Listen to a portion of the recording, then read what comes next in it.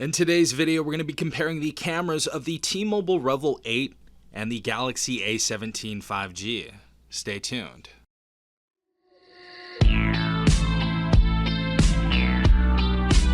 Alright everyone, hopefully guys are having a good day. Hopefully everyone is safe out there.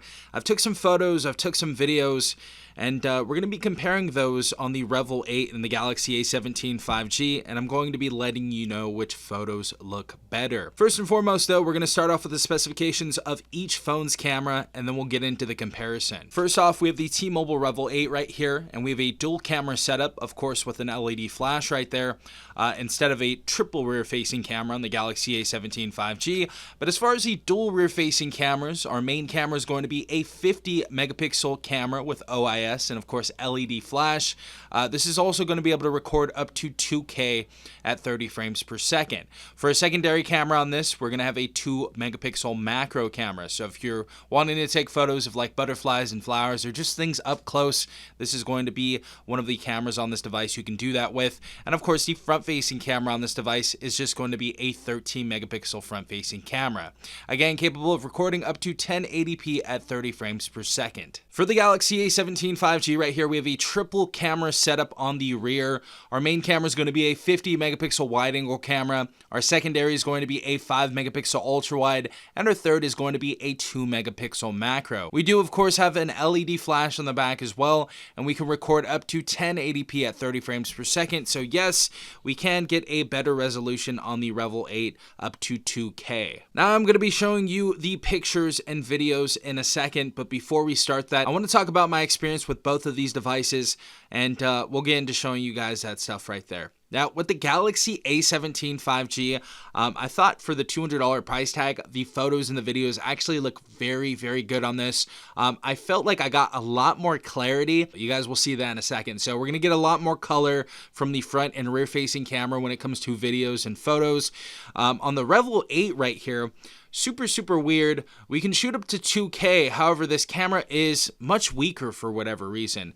I'm not sure what type of sensor they're using in the Revvl 8, but it just seems like a lot of the photos and the videos that I took on this were a lot darker, a lot more washed out, and have a lot less detail than I got on the Galaxy A17. But let me know what you guys think in the comment section down below. I'm going to go ahead and show you the photos and videos side by side that I took on both these devices.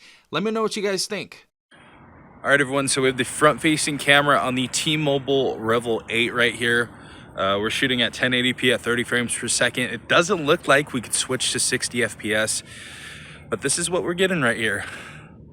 Cloudy day, but the sun is out right there. The clouds kind of blocking the sun, so this is what we're going to be getting from here. Next up, we have the front-facing camera on the Samsung Galaxy A17 right here. This is how this is looking. I can notice, at least in the viewfinder, that there's a lot more color in my face. I look a lot more tan. I'm not super gray. So yeah, colors look better. I'm not sure if the juddering is better on this phone. But again, 1080p, 30 frames per second on the Galaxy A17 5G. This is the rear-facing camera on the Revvl 8 right here.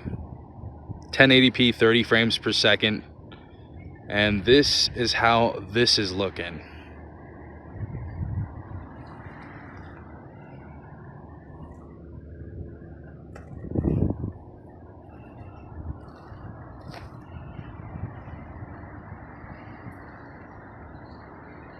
You can go into 10 times zoom on here as well.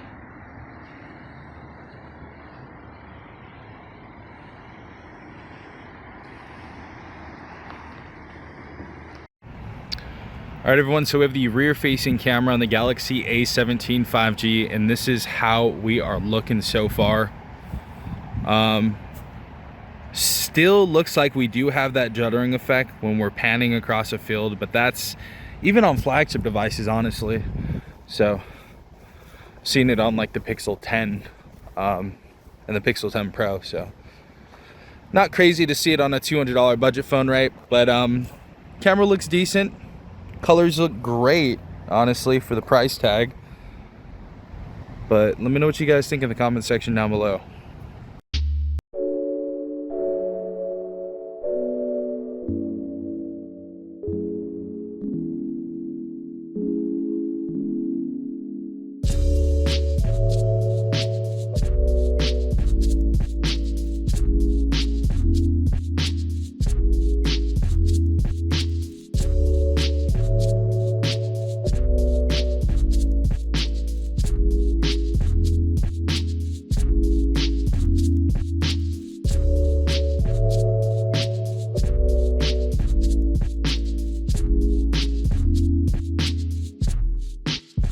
So as you guys saw, those were the photos and videos that I took on the Galaxy A17 5G and the Revvl 8 right here. I feel like the Revvl 8 obviously is going to be a phone that's going to be a port-in deal, or it's just going to be someone getting a brand new phone for free at like T-Mobile or Metro by T-Mobile. And it's not too bad, honestly. The Revvl 8 has a lot of good stuff going for it. I feel like it has a nice build, it has decent RAM, it has a decent processor inside of here, and if you're getting this device for free, it's not going to be a big deal. I feel like overall it's a pretty solid offering.